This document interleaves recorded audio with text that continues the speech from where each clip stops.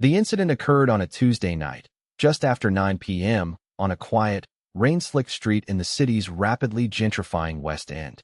The subject was Elias Vance, a decorated special agent with the Department of Justice's Civil Rights Division, off-duty and wearing a simple gray hoodie and jeans. He was stopped by Officer Rick Jennings of the 14th Precinct, a 10-year veteran with a reputation for aggressive street-level enforcement. Officer Jennings, operating under the assumption that a black man in casual attire standing on a corner must be involved in narcotics trafficking, initiated a confrontational field interview that quickly escalated. Despite Agent Vance's calm demeanor and lack of any suspicious behavior, Officer Jennings conducted an illegal search, discovered Vance's concealed service weapon, and moved to arrest him for unlawful possession, all while spewing racially charged accusations. The encounter ended only when Vance's partner, Agent Sarah Byrne, arrived on the scene and presented her own federal credentials, forcing a humiliating and career-altering reversal for Officer Jennings. The night was cold, the kind of damp chill that seeped into your bones and stayed there. A fine mist hung in the air, blurring the halos of the streetlights and slicking the asphalt with a dark, reflective sheen. Elias Vance pulled the hood of his gray sweatshirt further over his head, not for anonymity, but for warmth. He stood on the corner of Oak and 12th, a corner he'd known his entire life, watching the slow, rhythmic pulse of the city at night. This neighborhood was a ghost of what it once was, the old brick storefronts now housing artisanal coffee shops and yoga studios. The familiar faces had been replaced by younger, whiter ones who jogged with expensive headphones and walked small, pedigreed dogs. He wasn't bitter about it, just observant. Change was inevitable. He'd just finished a 3-week undercover operation dismantling a human trafficking ring, a grueling, soul-crushing case that had left him emotionally raw. Tonight was his first night of mandatory leave, and all he wanted was the simple comfort of his own neighborhood, the feel of home under his feet before retreating to his nearby apartment. He was lost in thought, replaying a particularly difficult witness interview in his head, when the slow crawl of the police cruiser registered in his peripheral vision. It slid to the curb about 20 feet away, its engine a low grumble in the quiet night. Elias didn't react. He had done nothing wrong. He was a citizen, a resident, standing on a public street. More than that, he was a federal law enforcement officer himself, though nothing about his appearance suggested it. He exuded a deliberate stillness, a practiced calm that was the bedrock of his profession. The cruiser's passenger side door opened, and an officer stepped out. He was a man of medium height and stocky build, his movements infused with a swaggering confidence that often preceded poor judgment. Elias could read the man's posture like a book, shoulders squared, chin jutting forward, one hand already resting casually near the grip of his sidearm. This wasn't a community check-in. This was a confrontation looking for a place to happen. Evening, the officer said, his voice carrying a sharp, accusatory edge that immediately set Elias's teeth on edge. Got some business here? Elias turned his head slowly, meeting the officer's gaze. He kept his hands out of his pockets, relaxed at his sides. Just enjoying the quiet. The officer, whose name tag read Jennings, took a few more steps, closing the distance. His partner remained in the car, a silhouette in the dim interior light. Enjoying the quiet, Jennings repeated, his tone dripping with theatrical disbelief. On this corner? This is a known high-traffic area for narcotics. You live around here. The question was a classic fishing expedition, designed to gauge his reaction, to see if he would get defensive or nervous. Elias had asked variations of it 1,000 times himself. I do, Elias said simply, his voice even and low. He offered no further information. He wasn't required to. Jennings's eyes narrowed. He did a slow, deliberate scan of Elias's body, from his worn sneakers up to the hood shadowing his face. It was a look designed to intimidate, to catalog, to dehumanize. I'm going to need to see some ID. Elias felt a familiar weariness settle over him. It was a feeling he'd known long before he ever wore a badge himself. It was the tax of existing in his own skin. He knew his rights. He knew he wasn't required to identify himself unless the officer had reasonable, articulable suspicion that he had committed, was committing, or was about to commit a crime. Standing on a corner was not a crime. But he also knew the practical reality of these encounters. Arguing the finer points of Terry versus Ohio with an officer already convinced of your guilt was a fast track to a night in handcuffs, or worse. It was a cost-benefit analysis he had to make in seconds. Tonight, he was tired. He just wanted to go home. My wallet is in my back pocket, Elias stated clearly, not moving. I'm going to reach for it slowly. Hold on. Jennings snapped, his hand tightening on his weapon. Keep your hands where I can see them. Tell me where it is, and I'll get it for you. A fresh wave of indignation washed over Elias, hot and sharp. The demand was a gross overstep, a deliberate humiliation tactic. It implied he couldn't be trusted to retrieve his own wallet. Officer, with all due respect, you have no legal basis to search my person. I haven't committed a crime. You have no reasonable suspicion, Jennings chuckled, a dry, humorless sound. I've got all the suspicion I need. A guy matching your description was seen making a hand-to-hand transaction just down the block about 20 minutes ago. Hoodie jeans. That's you, isn't it? It was a lie. A sloppy, transparent lie. Elias had been on this exact corner for the last half hour, and the only transaction he'd been involved in was with his own thoughts. The fabrication was meant to manufacture probable cause where none existed.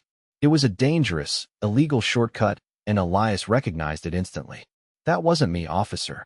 You're mistaken, we'll see about that, Jennings said, stepping closer. The scent of stale coffee and cheap air freshener wafted from his uniform. Turn around. Place your hands on the wall. Elias stood his ground. His heart was beating a steady, controlled rhythm. His training kicked in, pushing the anger down, replacing it with cold, sharp analysis. He was now cataloging every word, every action. This was no longer just a stop, it was an incident. Officer Jennings, Elias said, his voice dropping slightly, becoming more formal. You are escalating this situation without cause. I am not consenting to a search, and I am not under arrest. Am I being detained? The use of his name, pulled from the small plastic tag on his chest, seemed to startle Jennings for a split second. The question, am I being detained, was a legal tripwire. Jennings had to answer. His response would define the legal landscape of the next few minutes. You're being detained for investigating a narcotics complaint, Jennings blustered, recovering his composure. Now turn around before I help you turn around. The threat was plain. Elias made a final calculation. He could continue to refuse, which would almost certainly result in a physical altercation. Jennings was itching for it.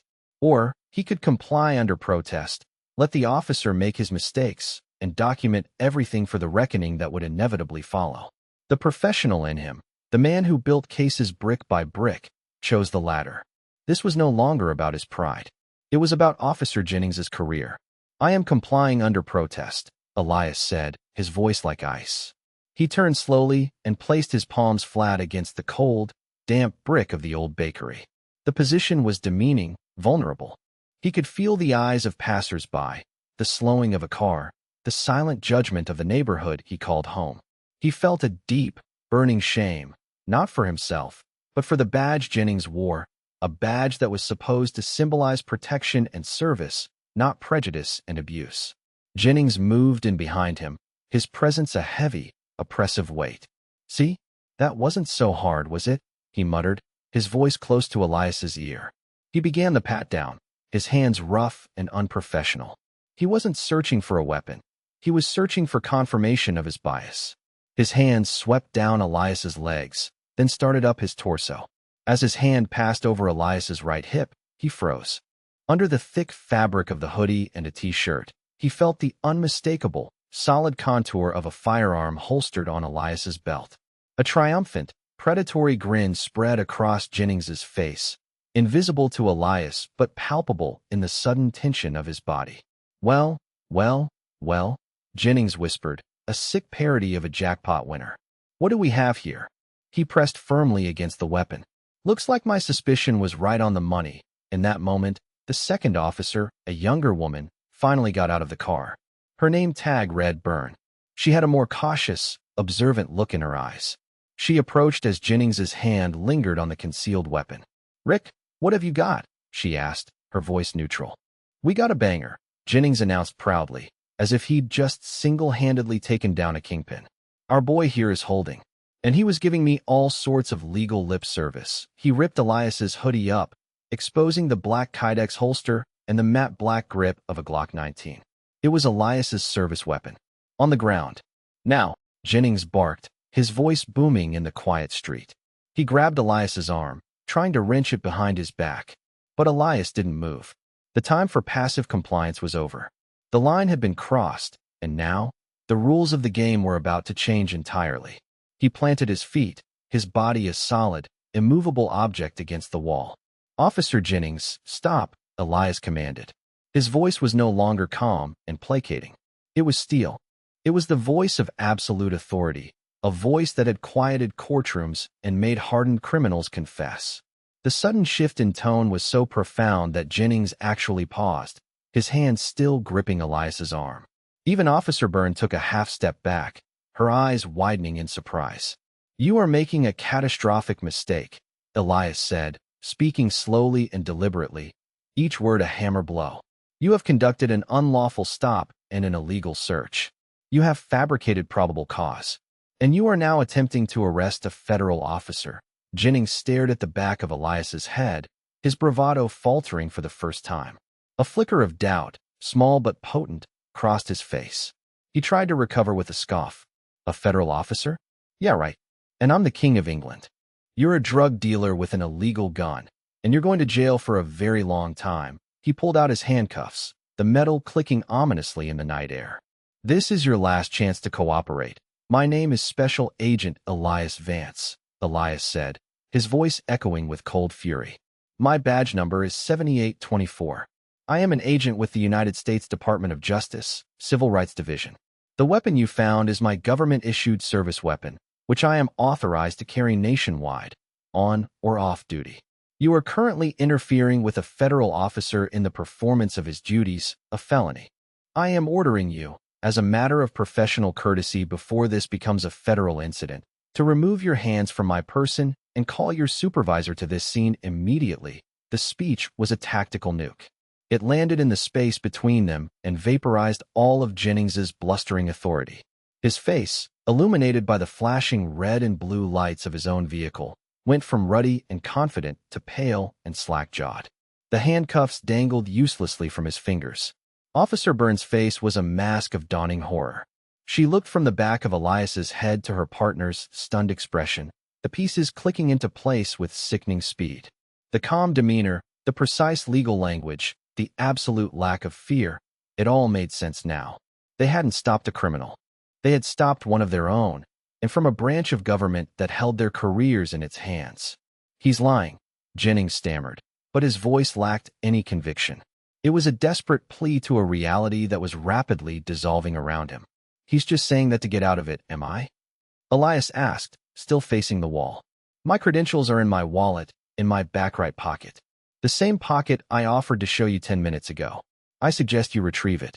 Very carefully, Jennings hesitated, his mind clearly racing, trying to find an escape from the pit he had just dug for himself. He looked at Byrne, a silent appeal for support, but she just stared back, her expression grim. She knew. Swallowing hard, Jennings holstered his cuffs. With a trembling hand, he reached for Elias's back pocket. His movements were now timid, uncertain, a stark contrast to the rough manhandling from moments before. He pulled out the worn leather wallet.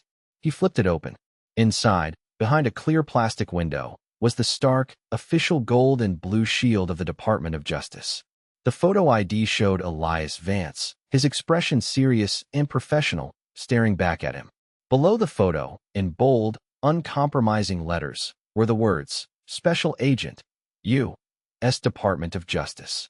The silence that followed was deafening, broken only by the hum of the cruiser and the distant wail of a siren. Jennings stared at the ID, his face draining of all color. The world had just tilted on its axis. The man he had profiled, insulted, and was about to arrest for being a common street criminal was, in fact, an investigator for the very division that prosecuted cops like him for misconduct. The predator had just realized he was prey. "Oh, God," Jennings breathed, the words barely a whisper. The wallet slipped from his nerveless fingers and fell to the wet pavement with a soft slap. He stumbled back a step, as if the credentials had physically burned him. Officer Byrne's hand went to her mouth. She looked at Elias's back, then at the ID on the ground. then at the horrified faces of the small crowd of onlookers that had gathered. A teenager across the street had his phone out, the small red light of a recording blinking steadily. This wasn't just an incident anymore. It was evidence. Elias finally turned around, his movements slow and deliberate. He faced the two officers, his expression unreadable, but his eyes blazing with a cold, controlled fire. He looked down at his credentials lying in a puddle, then back up at Jennings. "Pick it up," he said, his voice flat. Jennings flinched as if struck. He bent down awkwardly and retrieved the wallet, wiping it on his pants before holding it out with a shaking hand, like a child offering a broken toy. Elias didn't take it. "You have a supervisor, Officer Jennings?" Elias asked again, his tone leaving no room for argument. "I believe I instructed you to call him to this scene. Or would you prefer I call the U.S. Attorney's Office directly? We can have a federal team here in 20 minutes.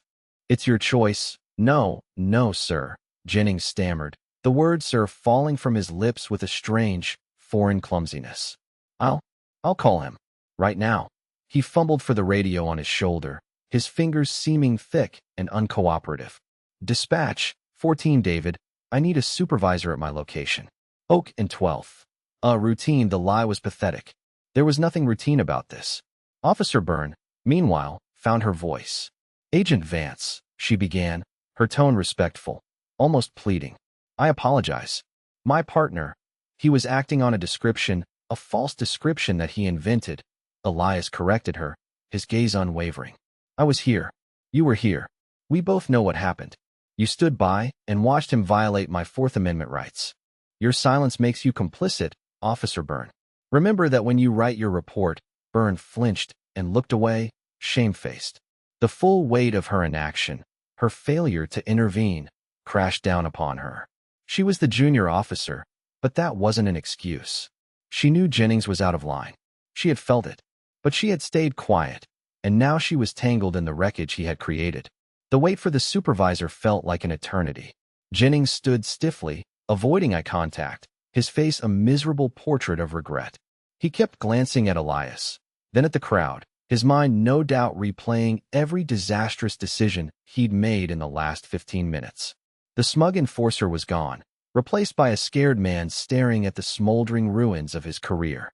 Elias, for his part, remained perfectly still. He projected an aura of immense, contained power. He wasn't gloating. He wasn't yelling. He was simply bearing witness to the consequences of Jennings's actions, letting the officer stew in the toxic brew of his own prejudice. A second cruiser arrived, this one without its lights flashing. A sergeant, a man with gray at his temples and weary lines around his eyes, stepped out.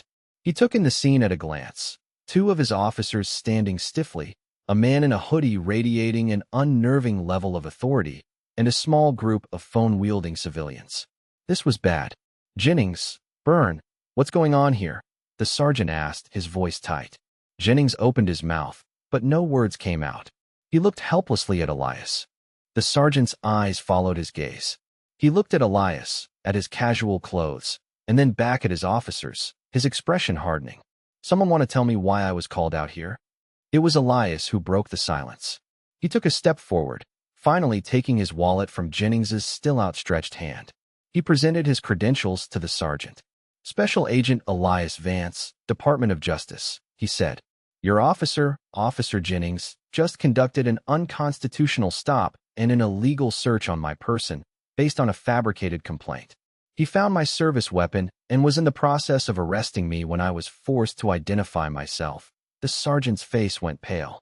He looked at the credentials, then at Elias's face, then at Jennings, and a look of profound exasperation and fury settled on his features. He let out a long, slow breath. "Oh, Rick," he said, his voice laced with a deep, bottomless disappointment. "What did you do?" He turned back to Elias, his demeanor shifting instantly to one of formal deference. "Agent Vance, I am Sergeant Peters. On behalf of my department, I am deeply sorry for this. This is unacceptable." "Unacceptable is one word for it, Sergeant," Elias replied, his voice still hard as granite. "Illegal is another. Prejudiced is a third. I want both of your officers' full names and badge numbers. I will be filing a formal complaint with your Internal Affairs Division and a full report with my superiors at the DOJ. This incident is now under federal review. Sergeant Peters nodded, his expression grim. He knew what that meant. A federal review was a nightmare. It meant depositions, scrutiny, and a black mark on the entire precinct, if not the department. Of course, Agent. Whatever you need, he turned to his officers. Jennings, Byrne. Your radios. Your weapons. Get in the back of my car. Now, it was the ultimate humiliation for a police officer, being disarmed and ordered into the back of a squad car like a common suspect. Jennings, looking utterly broken, unbuckled his duty belt and handed it to the sergeant. Byrne did the same, her eyes filled with tears. As they were led to the car, one of the bystanders, an older woman who ran the corner market, called out. "It's about time someone did something about that one," she said, pointing a finger at Jennings. "He's been harassing people in this neighborhood for years." The sergeant's shoulders slumped. It was a confirmation of a truth he likely already knew. This wasn't Jennings's first offense, merely the first one he'd committed against someone with the power to make him pay for it. As the sergeant's car pulled away, taking the two disgraced officers with it, Elias was left standing on the corner, the mist still falling around him. He felt no triumph, no vindication, just a profound, aching sadness. He had won, but it felt like a loss. He had been forced to use his authority not to protect the public, but to protect himself from another sworn officer. His phone buzzed in his pocket. He pulled it out and saw a text from his partner, Sarah Byrne. She must have been monitoring the radio chatter or had been alerted by a colleague. The text was simple. "Heard there was trouble. On my way. You okay?" Elias looked up at the street sign, at the corner of Oak and 12th. It looked different now, tainted by the encounter. He typed back a short reply. "The situation is handled." "But no, I'm not okay." A few minutes later, a nondescript sedan pulled up. Agent Sarah Byrne, his actual partner from the DOJ, stepped out. She was sharp, professional even in civilian clothes, and her eyes were filled with concern. She walked up to him, taking in his posture, the tension in his shoulders. "Talk to me, Eli," she said softly. He recounted the entire incident, his voice a low monotone, detailing every procedural violation, every condescending word, every moment of escalating aggression. When he finished, she was silent for a long moment, her expression hardening. "I'm sorry, Eli," she said finally. "I'm so sorry that happened to you. It's not the first time," he said, the weariness evident in his voice. It hits different when it's one of them. Someone who's supposed to be on the same side." "He wasn't on your side," Sarah said fiercely. "He was never on your side. He saw your skin color, not a fellow human being, let alone a fellow officer. You did the right thing. You held him accountable." The aftermath was swift and decisive. The video, as expected, went viral within hours. The headline was sensational. "Racist cop attempts to arrest undercover Black DOJ agent." The police department, facing a public relations firestorm and pressure from the Department of Justice, moved quickly. Officer Rick Jennings was suspended without pay that very night. An internal affairs investigation was launched, but the conclusion was foregone. With a federal agent as the victim and complainant, a video witness, and a history of similar, less documented complaints, Jennings's career was over. He was fired within the week and faced potential criminal charges for official misconduct and civil rights violations. Officer Byrne received a formal reprimand and was placed on probationary status with mandatory retraining. Her failure to intervene was noted as a serious lapse in judgment. Elias Vance spent the next day writing his report, a meticulous, dispassionate account of the events. He detailed every violation, citing departmental policy and federal law. It was a prosecutorial document, and he wrote it with the same precision he would use for any other case. But as he typed, he felt a profound sense of disillusionment. The system had worked, but only because he was part of it. What about all the others? The men and women who didn't have a badge and credentials in their back pocket? The ones who couldn't command a supervisor to the scene or trigger a federal review? For them, an encounter like the one with Officer Jennings could end in a false arrest, a prison sentence, or a death certificate. That night, standing on that corner, he hadn't just been Elias Vance, the individual. He had been a symbol for every black man who had ever been profiled, harassed, and unjustly accused. His victory was their victory, but it was a hollow one, a stark reminder of a battle that was far from over. The incident forced a reckoning within the 14th precinct, leading to a full-scale review of their stop-and-frisk policies and a new emphasis on de-escalation and anti-bias training. It was a small, incremental change, a ripple in a vast ocean. For Elias, the quiet street corner would never be the same. It was no longer just a piece of his childhood. It was a crime scene, a place where his identity had been challenged and his rights violated. But it was also a place of resolve. The anger and sadness he felt coalesced into a renewed sense of purpose. His work in the Civil Rights Division wasn't just a job, it was a personal mission. He would continue to fight, not just for himself, but for all the people who couldn't fight back, ensuring that one day, no one would have to prove their authority just to be treated with basic human dignity.